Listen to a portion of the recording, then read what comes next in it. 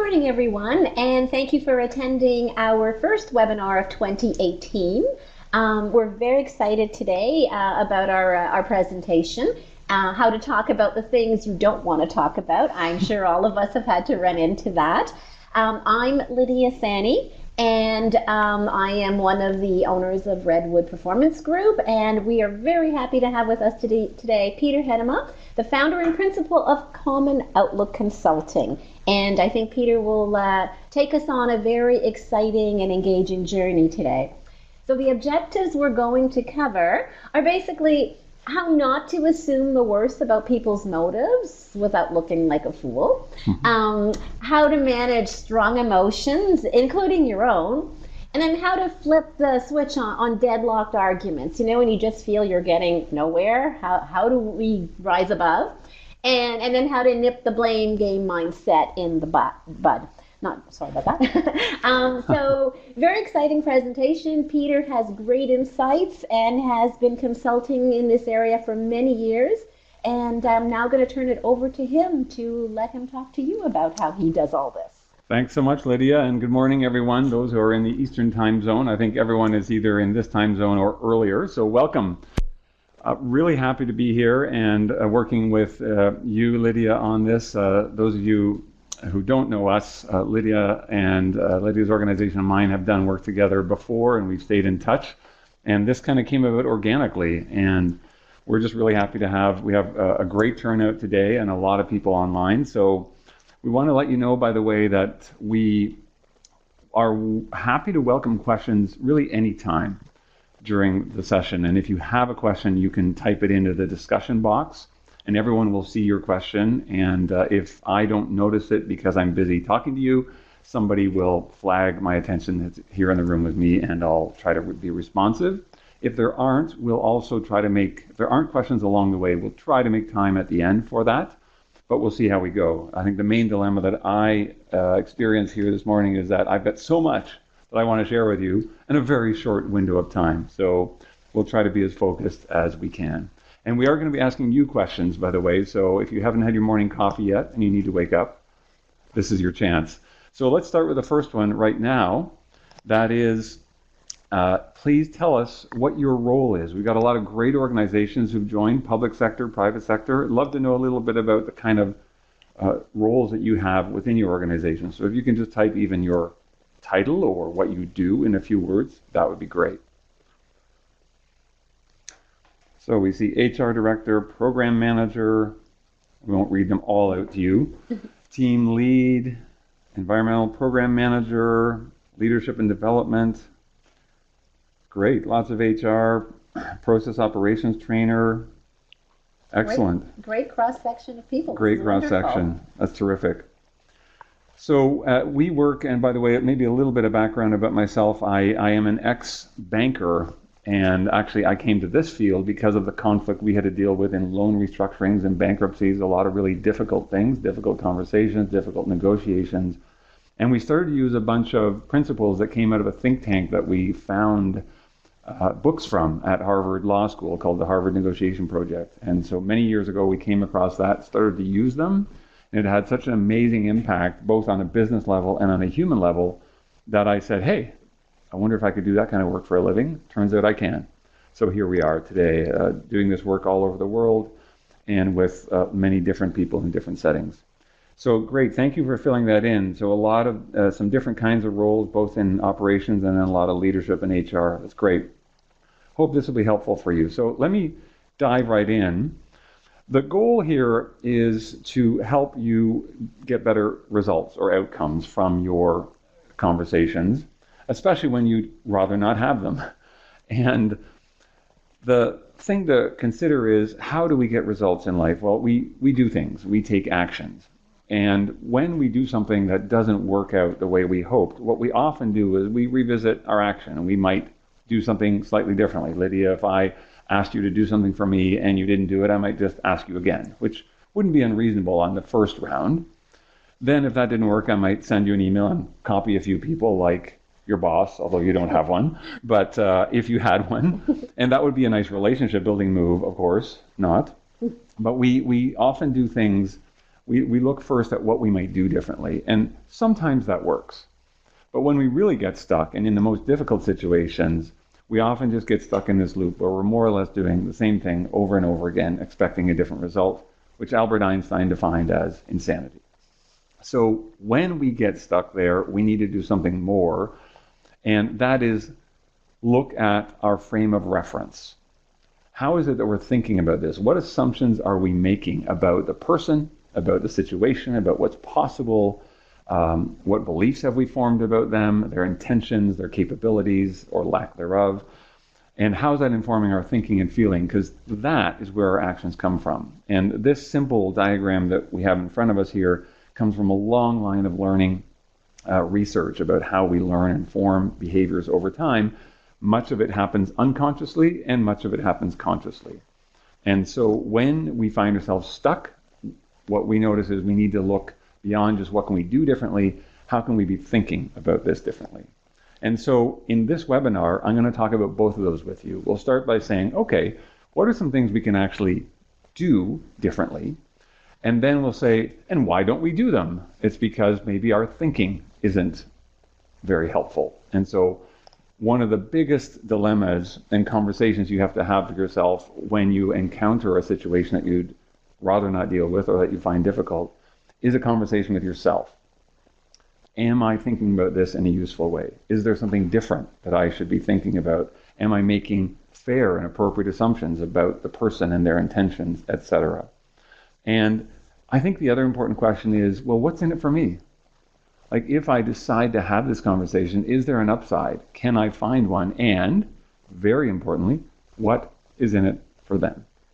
If there's no opportunity for either person, then maybe it's not a conversation to have, at least right now. So let's start with the actions. What can you do differently? So we'll have a look at that. I'm going to ask you guys another question here in a minute. When we watch conversations, we tend to notice 4 core different actions that people take, things that they do in a conversation.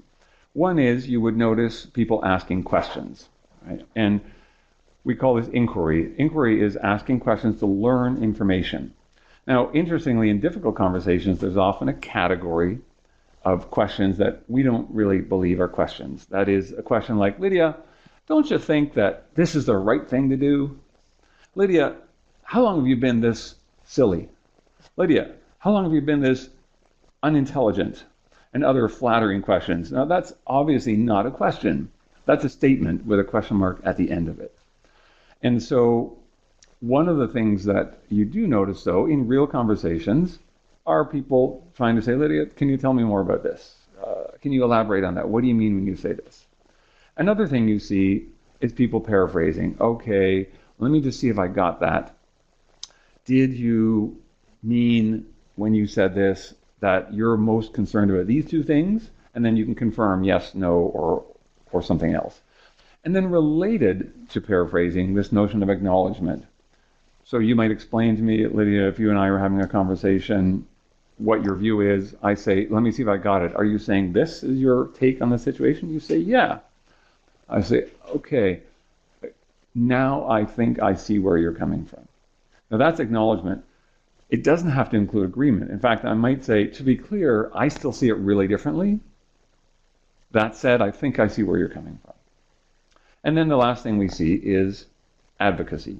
Right? Well, here's my view. This is what I think we should do. This is what I think the right answer is, or the best answer. Question for you guys on the webinar here. When you are in a difficult conversation, which of these skills do you see yourself underutilizing? Which do you see yourself not using enough of, or maybe at all, when you're really in a difficult conversation, one that's not going well? So if you could go ahead and start typing, we'll just have a look at some of what you're saying here.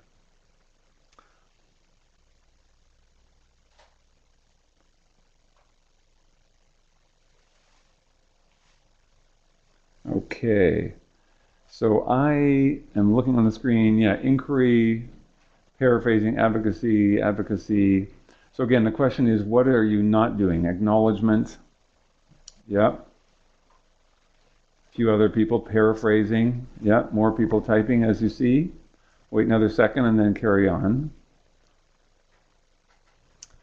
Okay. Great. So thank you for your answers. And I would say that all of them are potentially correct. The ones that we notice most in difficult conversations that are missing are actually those top three.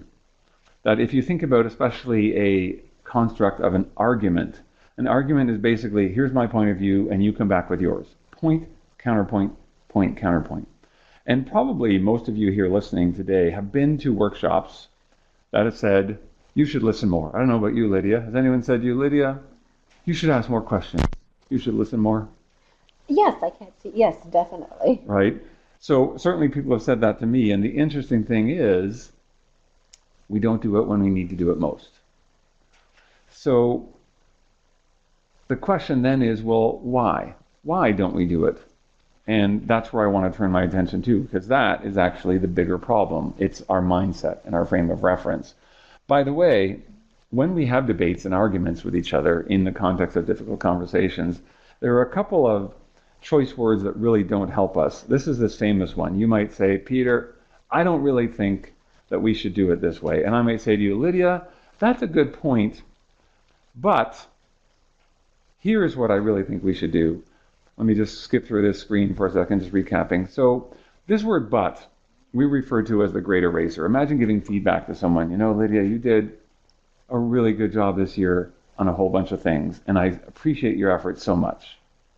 But what do you suppose you'd remember from that conversation? I would remember the but, because that's a negative. Yeah, and then of course what comes after feels like the real answer, and the stuff before was just my preamble to make you feel good and maybe make myself. And so what's interesting is if I actually meant that, if I meant, I want you to know I really appreciate your effort this year, and there are some things that we need to work on as we go forward, that's actually a more logical joiner if I mean both of those things. But unfortunately, we don't use it too often. Another way to, if you want to use but, is to say, I need to talk to you today about some things that I'd like you to do differently, but I don't want, in that discussion, I don't want to lose the fact that you're a great worker, that you're very dedicated, and you do a lot of things really well. That's a way that actually that might make sense, because but minimizes and sets aside what was said before it. If you think about difficult conversations, often there are coexisting realities that can be somewhat competing with each other. I appreciate your effort and I need you to do something differently. I know you're trying to do well here and do good things, and there are some things that aren't working. If I mean both of them, and is the better joiner. Here's another lovely word, I understand. Imagine yourself telling people about something really difficult you just went through, and they say, oh, I understand. You're telling your boss, or someone is telling you that they're very upset about something. You say, oh, I understand. When people say to us, I understand, often what goes off in our mind is, no, you don't, right? If you're telling me about a difficult experience, and I say, Lydia, I understand. No, you don't. You ignorant jerk. So, something less definite is probably more appropriate, because even if I lived the exact same experience as you, my individual experience of it would have been somewhat different. So I could say probably something like, you know, I'm guessing, or I imagine, or when that happened to me, this is how I felt. Is that anything like what it was for you? And so when we're talking about actions and the way we speak with people, these words are not meant to be neat parlor tricks that you can throw in as a trick. They're meant to connect your intended impact and your intended message with the way it's received. So this leads us to then, okay, let's talk about our frame of reference then, because how can we have authentic, real dialogue about things that we'd actually rather not talk about at all? That leads us to the subtler problem, the internal voice. Now, our internal voice is always going on. I don't know about you, Lydia, but sitting here today, your internal voice might be saying, my coffee's empty, I need another one. It might be saying, it's too cold to not have snow outside. Where's the snow? It might be saying anything, who knows? It's always running in the background. And in a difficult conversation, the thing is that these thoughts and feelings drive what we do and say. And when things are tough, the gap between what I'm thinking and feeling and what I'm saying to you is significant. So imagine a situation where I'm giving feedback and I say, you should do it this way. And you say to me, that's a good point, thanks. But in the background, I'm saying, you know, this person, she is just clueless. And you're thinking, get off my back, you jerk. Well, if that is what's happening, that's where the action is. And that's where we need to do the work. And this is where we're turning our attention actually for most of the rest of this webinar. So here's the problem. This internal voice is usually unflattering. It's like you're lazy. You don't care about this company. You don't care about this initiative. You're a nuisance to work with, or I don't trust you. You're trying to undermine me. It could be all kinds of things like that. And that leaks into the conversation.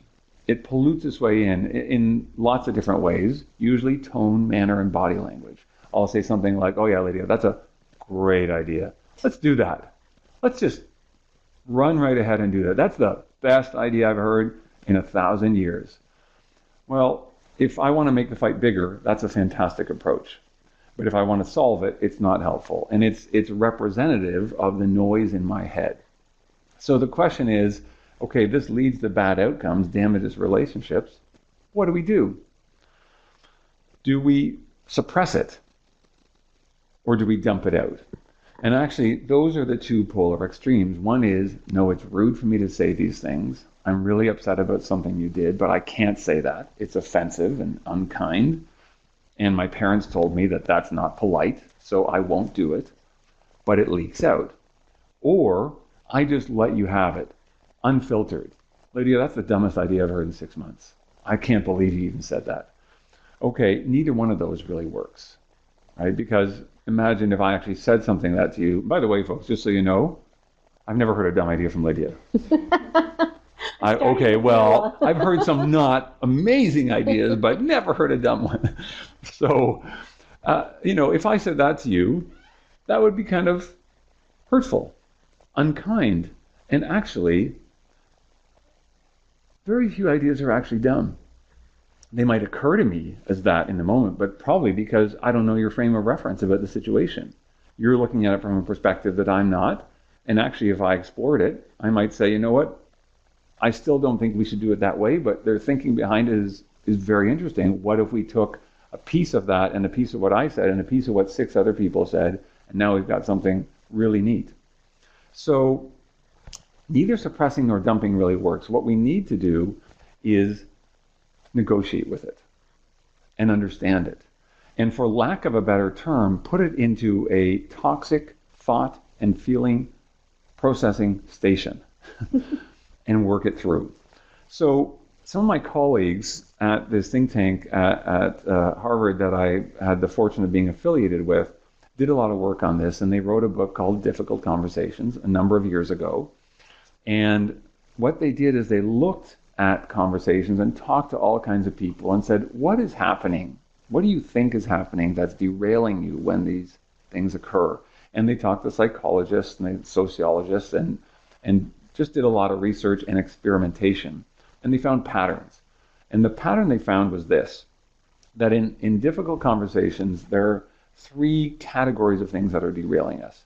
One is this conversation that is an behind-the-scenes conversation, the thinking and feeling about what happened in the first place. Each of us approaches it believing we know what actually happened, and we think that we're right about the situation and someone else is wrong. I make assumptions about your intent, which I treat as the truth, often worst case, and I look for a scapegoat. We all look for someone to blame. And those dynamics, the way we think about and talk about what happened, are problematic. Second, strong emotions are in play. And I blame the other party for those strong emotions. And third, the conversation says something about us that's threatening. Are you saying that I'm unprincipled? Are you saying I'm incompetent? Are you saying I didn't deserve this promotion or this recognition? If those are happening, of course, that's going to spike strong emotions, and it'll make our ability to talk about what happened even more impaired. So I want to turn my attention to some of these things and pull them apart.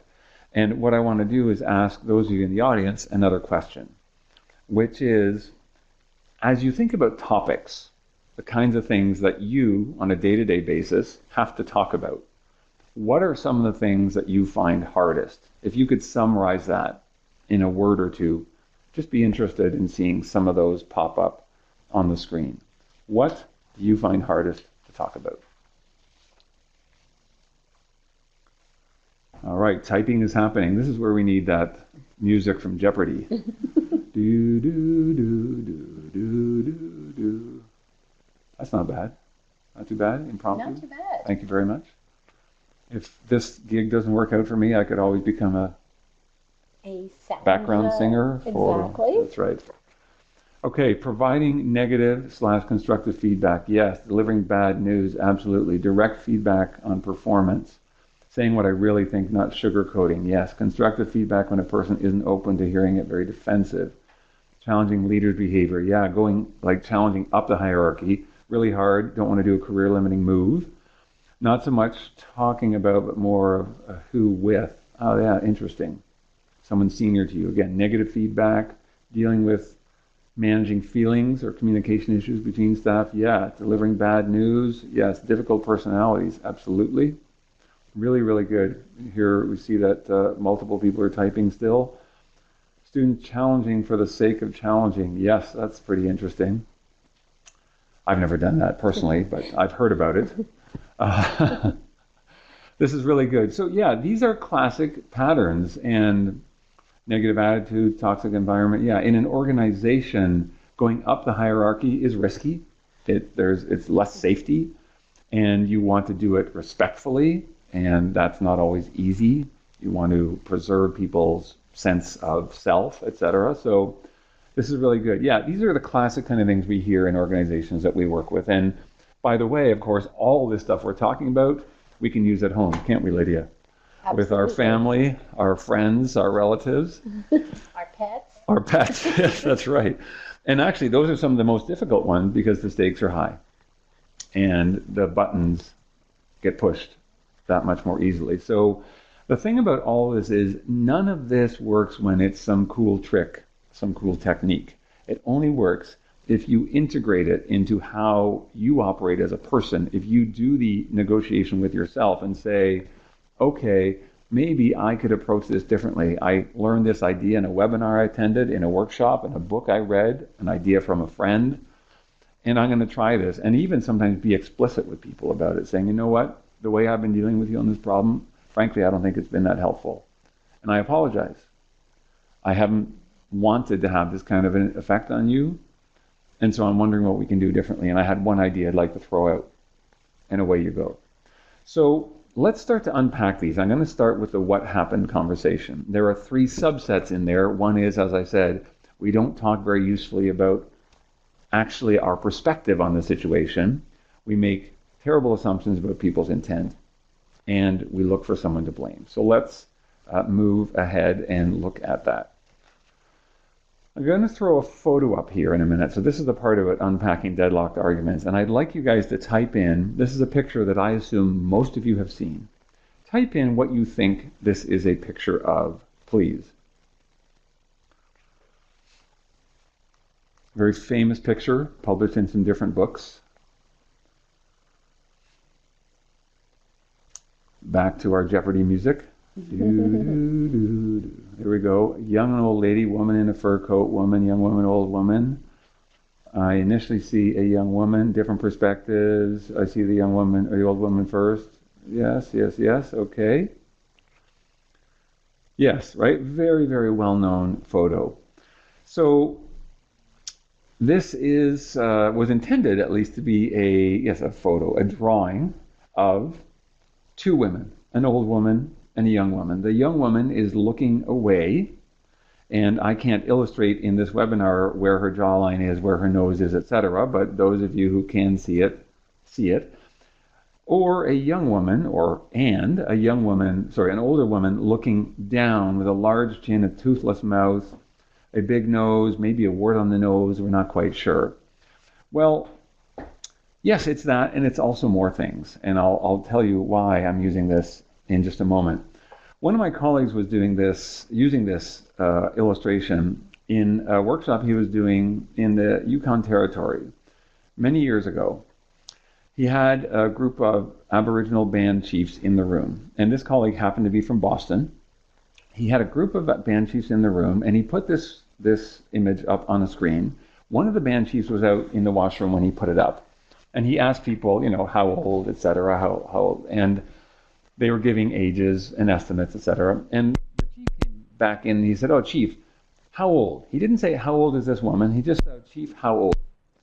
And the chief said, "What, the woman or the eagle?" And my colleague had literally just finished talking. Now you're looking for the eagle, of course. You're not listening to me. I can't black screen this like I do when I'm live with people. That's it. I've sabotaged myself. So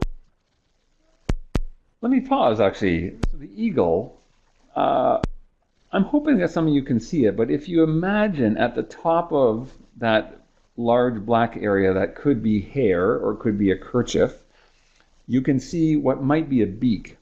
And coming back from there, you might potentially see an eye. It's kind of like an eagle resting its head on a woman's head. Now, this is what happened in that workshop was fantastic and demonstrative of what we do in real life.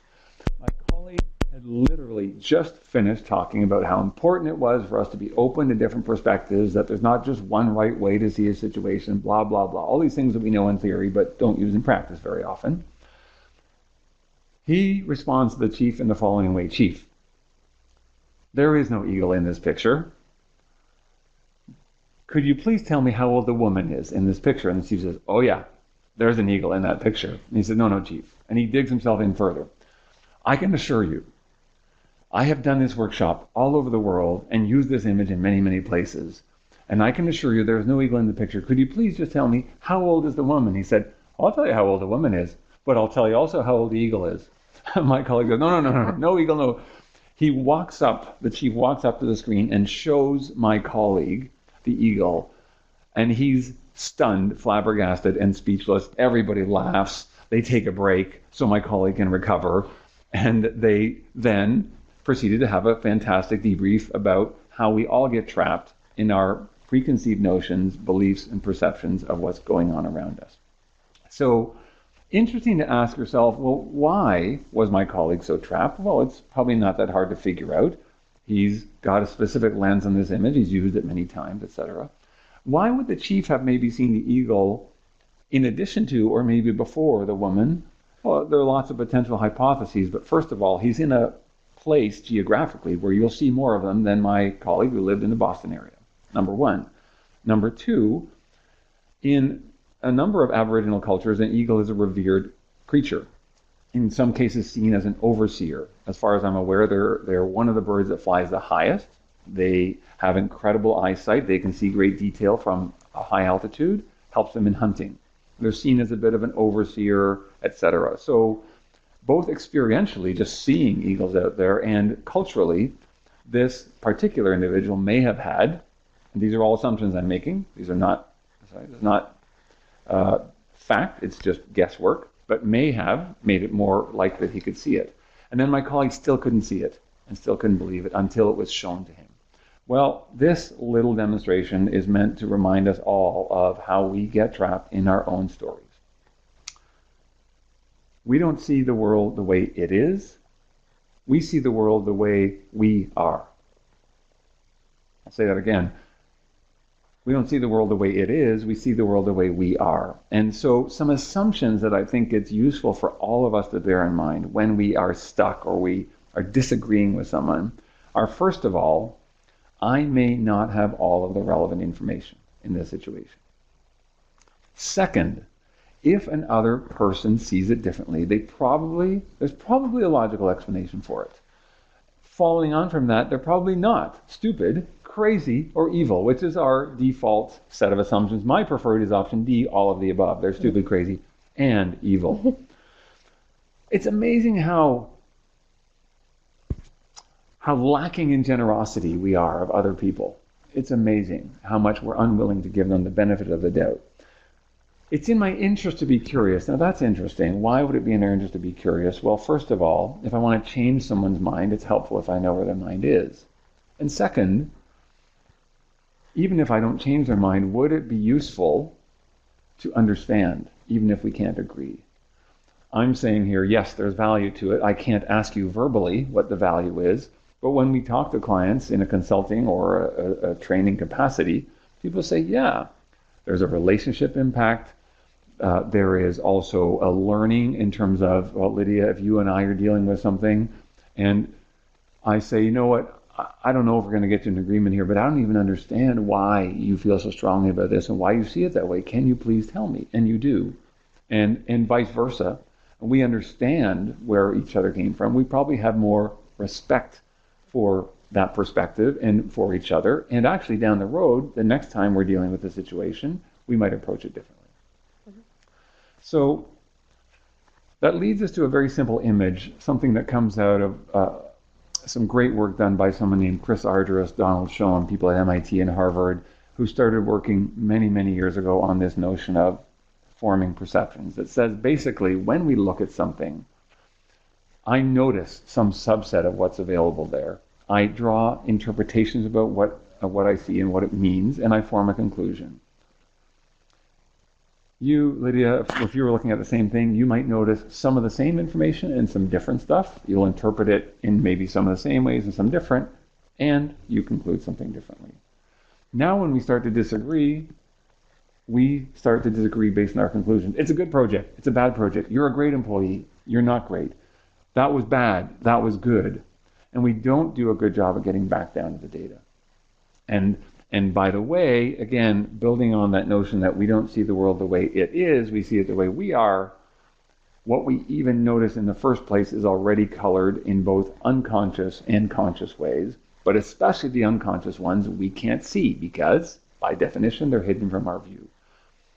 So I have beliefs, life experience, preferences, needs, etc., all kinds of filters, things like this. Cultural norms, hopes and fears, organizational dynamics, my role. If I'm in marketing and you're in finance, I'm going to see a situation differently than you will. Risk tolerance, all of these things affect what I even notice about a situation and how I interpret it. And to unpack this, that's where we have to go. We have to look and say, okay, Lydia, you and I seem to be disagreeing. I might be missing something here. And there probably is more than one legitimate way to look at this. So could you please, I'd like to understand where you're coming from. I don't know, to be frank, if I'm going to agree with you, or you might not agree with me at the end, but I don't even get it. So can we stop trying to persuade each other for now? And I'm going to really try to discipline myself to stop pushing you to change your mind. And I just want to understand, why do you see it that way? Tell me, what specifically are you looking at? What did I do? What did you see happen? What did that mean to you? And why does that lead you to where you are? And then do the same in reverse. And the hardest thing, this last point, be open to changing our view. Because when I change my mind, maybe I look bad. Maybe I feel embarrassed. Maybe I have to admit that I made a mistake. Uh-oh, you mean I'm human? I made a mistake? That's shocking. How is that possible? Yes, we all make mistakes all the time. And so freeing yourself up from having to be right can be one of the best gifts you can give yourself. Now this leads us to our next thing. The other part of the what happened that gets us trapped is we look at data and experiences and we start to make assumptions. Now let me ask you guys this, another question for those of you on the webinar. If I have any reason to doubt your motive, or let me ask it more generally. If you have any reason to doubt the motives of the other party, do you make positive or negative assumptions about their motives? In most cases, please type positive or negative if you have a good reason to doubt their motive. Negative, negative, negative, negative, negative. Thank you for your honesty. Negative, negative. Yeah. So usually negative. Exactly. Well said. Right? Same here. Same here. Second question for you guys. Why? Why do you think we make these negative assumptions of other people? Why don't we give them the benefit of the doubt? Interested in your perspective on that. So Diana's typing, lack of trust. Thank you, Diana. Multiple people are typing, excellent. Lack of understanding and trust. Previous encounters, absolutely, yes. Wondering what else. We'll wait for a couple more. I'm right there wrong. I love that. Attribution theory, yes. Woo, there's a big one. We could go down that hole, that rabbit hole, woof. Because we have the issue without history, yes. A natural human tendency, past experiences, exactly. All of these things. And I would say all of them point to self-preservation. We want to take care of ourselves, protect ourselves. And there's nothing wrong with that as an instinct. I don't know about you, Lydia, but I want to make sure I'm okay. It's right. It's a natural human instinct. So there's nothing wrong with it. The problem is that we let it run away with us.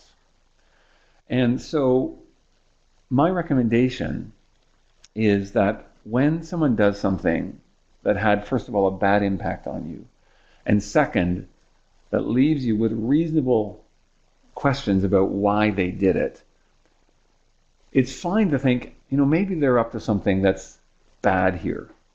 That's possible. But maybe also challenge yourself to say, most of us, most of the time, are just trying to do the best we have with what we've got.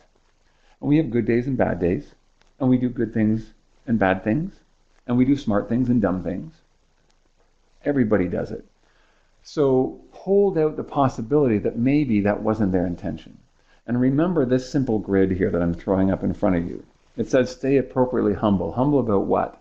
The only thing I know in any given situation is my intention and your impact on me. The rest I make assumptions about. And so what's the advice if I want to come and talk to you, Lydia, about something, a problem we had? It's to say, okay, I have a hypothesis in my mind, but I put it in a parking lot and I come to you and say, Lydia, this thing, when we had this meeting yesterday and you said this about one of the things I was doing, I really didn't feel good about that. I felt embarrassed, frankly, and I'm pretty sure that wasn't your goal. Why did you say it? Right? So I'm explicitly giving you the benefit of the doubt.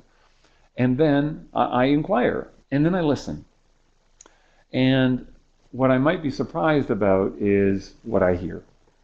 And if you really didn't have a good intent, if you were trying to undermine me, if you were trying to make me look bad, that'll probably become apparent because you'll have to make up some kind of story that doesn't say that.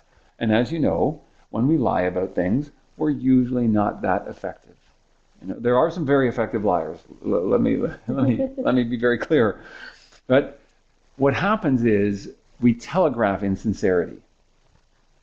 And we're very good at reading insincerity. When people's feelings don't match their words, research bears this out, about 80% of the time we can accurately guess that someone is being insincere about a feeling. Facts, much easier to lie about. Only half the time we can guess that people are lying about facts, but 80% of the time we can accurately guess that someone is lying about their feeling. We won't know per se what the feeling is, but we'll know it's not what they're saying it is. And so that includes this situation where you're saying, no, I wasn't trying to undermine you. I wasn't trying to attack you. I was whatever, but something about your way of being will telegraph, I'm not really telling you the truth. So also don't forget, I should say, by the way, Lydia, is there anything I did in that meeting that might have triggered you to say that? Because if I did, tell me, and then you tell me, and then maybe I should apologize, right? We forget that what matters most in our interactions with other people is not our intention, but the impact we have. Right? You know the old saying, the road to Hades, I'll use a nicer word, is paved with good intentions. Warren Buffett's son, Peter, who unfortunately was burdened by his father taking care of giving away much of their amassed wealth, wrote a very provocative article a few years ago about the massive harm that's been done around the world by organizations seeking to help. Their intentions were noble, their impacts were harmful. Yeah, and the impact is what matters. The intent matters too, for sure. If I'm trying to undermine you, that's a real problem. But even if I'm trying to help you, if in the process I undermine you, that's what I have to pay most attention to. So for those of you on this webinar, the advice is twofold. Number one, if someone comes to you and says, hey, this thing you did really didn't work for me. If that didn't line up with your intention, you can say that, but don't forget, your impact matters more. So you can say, wow, and I might start with an apology. I'm really sorry. That wasn't my goal, but frankly, what matters more is what happened to you. So let's talk about how I can have a different impact. And second, if someone has done something that's had a negative impact on you, give them the benefit of the doubt. Let them prove to you that actually their intent is in fact not noble by asking them the question and giving them the chance. So this also applies in feedback for those of you in positions where you're giving that. A lot of you said feedback is really difficult. Yeah, because it also invokes identity and emotion connected with it. You say, I want you to know, I need to talk to you today about some things that I need you to do differently. And I want you to know that I do see how hard you're trying. I do see your dedication. I see all of that and I appreciate it very much. And I do need you to do some things differently, and I have to talk to you about that today. They coexist. There is a place for the and instead of the but, and it's a distinction between the intention and the impact of one's efforts. Now let's keep moving forward. Blame, the blame game. I don't know, Lydia, anyone ever blame you for anything in life? Oh, never. I didn't think so. No, it's never happened to me either. And I've certainly never blamed anyone. Absolutely. Right, we're all angels. This is for everyone else. We don't need this, but for other people, those of you listening to the call, we just wanted to throw this in for your benefit. Now let me ask you once again another question. Why do you think we blame people? I'd be very interested. Lydia, I don't know your thoughts while people are typing. What do you think? Oh, it's much easier to deflect what you don't like off someone else. Absolutely. Feels safer in some way, right? And again, if we think about the identity component, which isn't a formal part of this webinar, but is embedded right in everything that we do, it's easier. So look what we're getting up here. Self-righteousness. Yeah, I love that. To assign cause, it's easier than blaming ourselves. It sure is, right? Saving ourselves, absolutely. Takes the focus off you. Sometimes we're projecting our fears about ourselves onto others. Absolutely. Really, really good. So, yes, right? It's another version of self-preservation. Hey, if I can blame it on someone else, then I go safely along. I don't get punished. I don't look bad, all of these kinds of things. But here's the irony. The dilemma, the downside of this is that looking for blame is kind of past focus, and it's looking on how can we pin this on someone, and then of course everyone hides.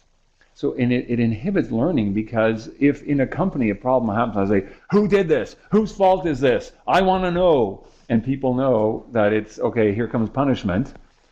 I don't know about you, but I'm not going to say, oh, that was me, definitely, 100%, absolutely. Even though there are 5 of us on the team, I am 100% accountable for all of the problems.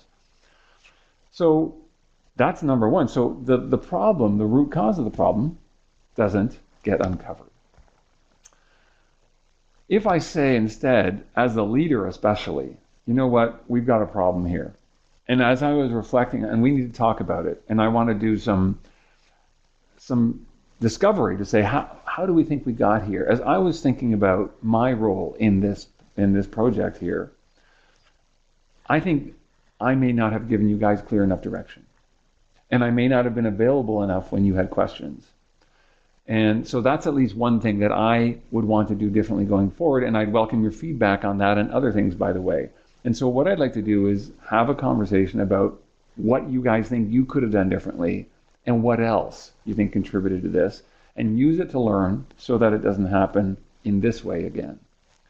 And some of this might mean that some of us need more skill development. Some of it might even mean some of us are in the wrong jobs.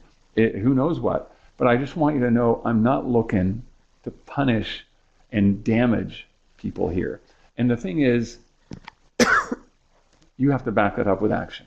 If you don't, you're only going to have one conversation like that ever, and the rest will be buried.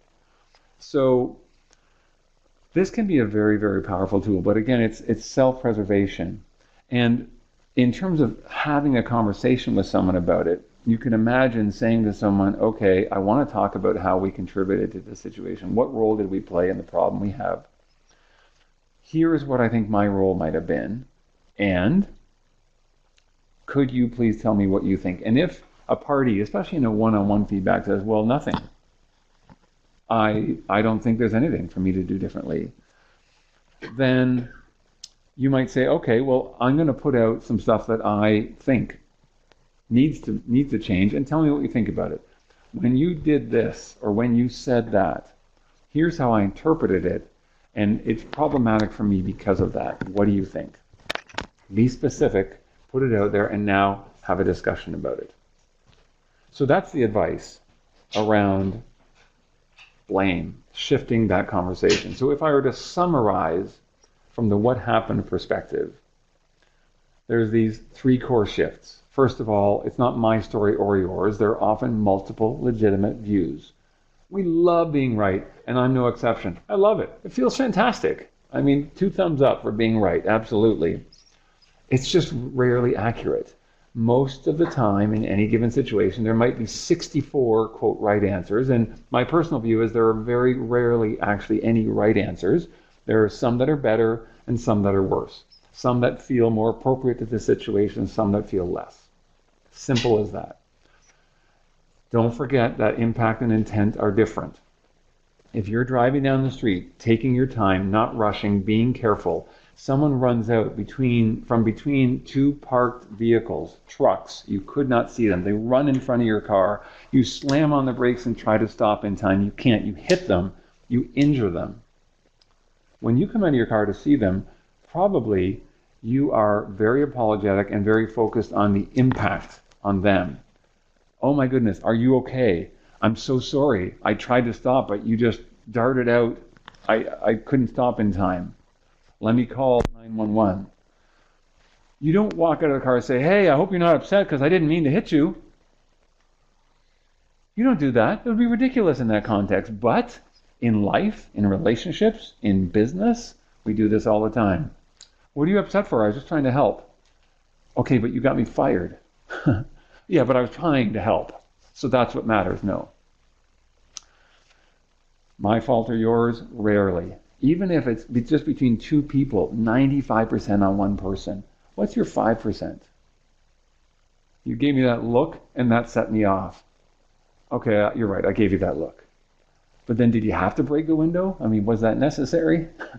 So these shifts are a negotiation with yourself, your own frame of reference to help you be more effective for others.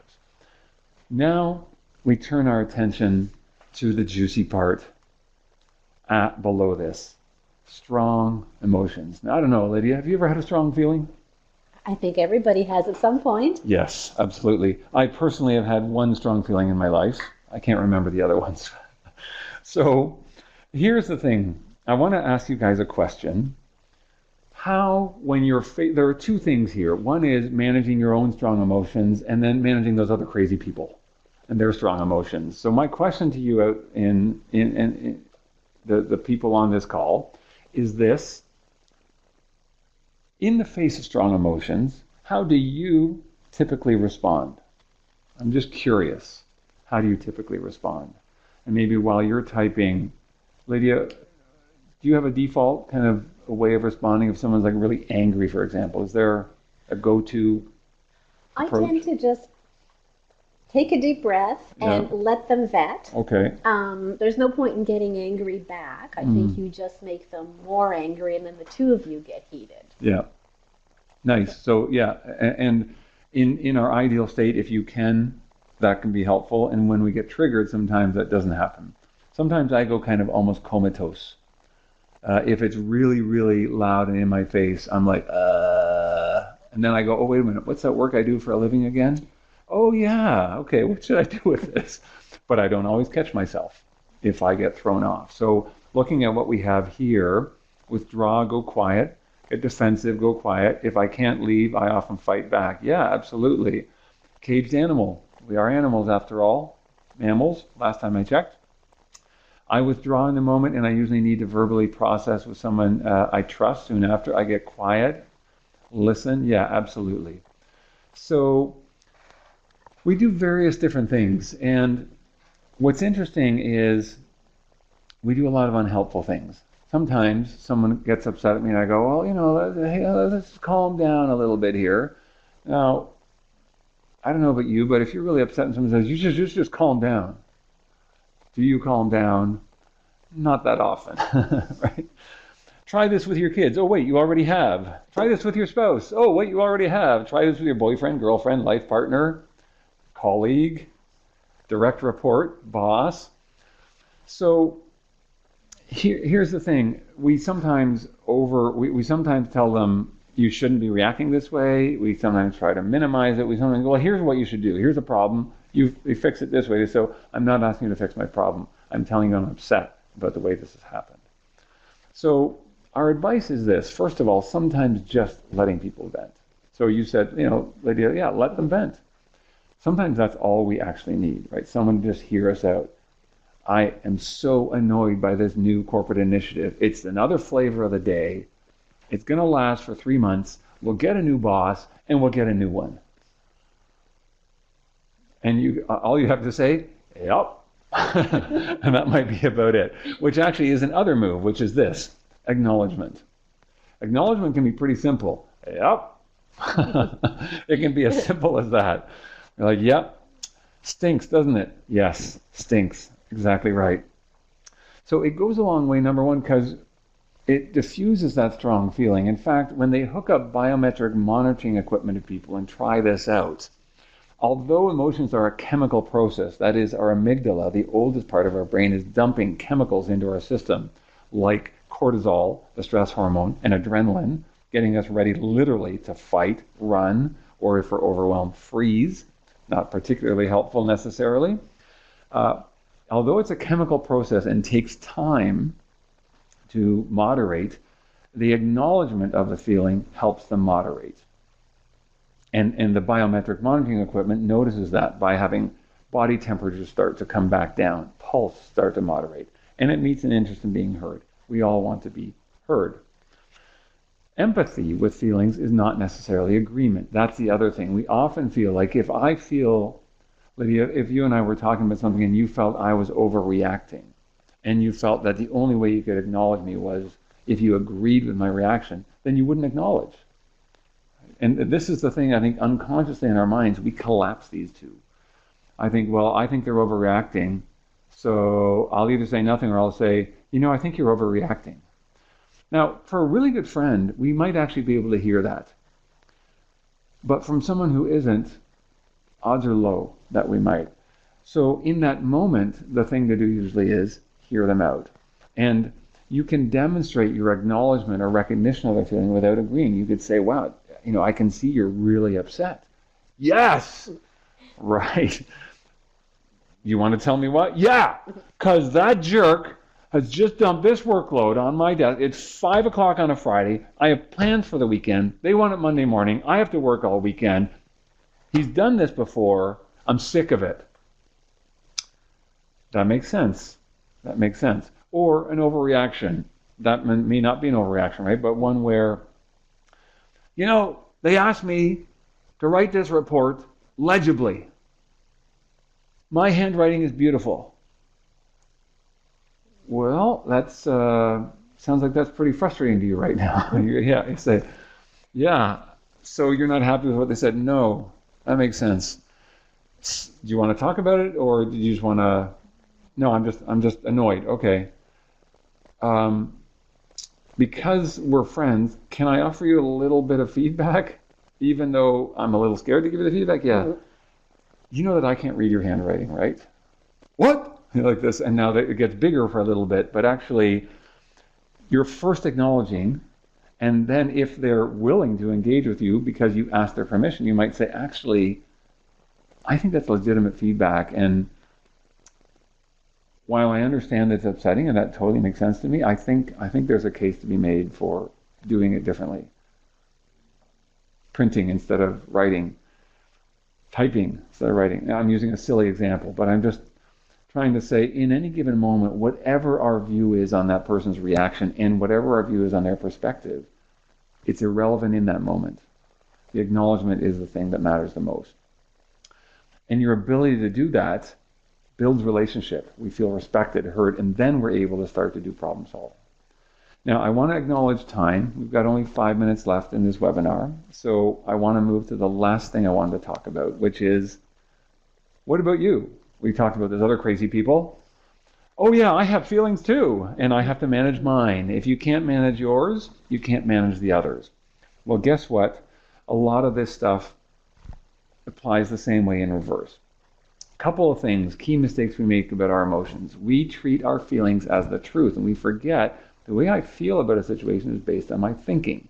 If I think that you were trying to undermine me, if I think this is your fault, going back to our shifts that we were talking about in the what happened conversation, if I think I'm right and you're wrong, and furthermore, you're poorly raised, I'm right, you're dumb, and all of these other judgments, and I'm going to then feel very negatively towards you in the situation. But if I remind myself, hang on, all of these things are just my assumptions, and they're not very charitable, and they're probably not accurate. That change in thinking, and by the way, we can change our thinking in milliseconds because it is an electrical impulse in our brain, whereas emotions are a chemical process. They take time to dissipate.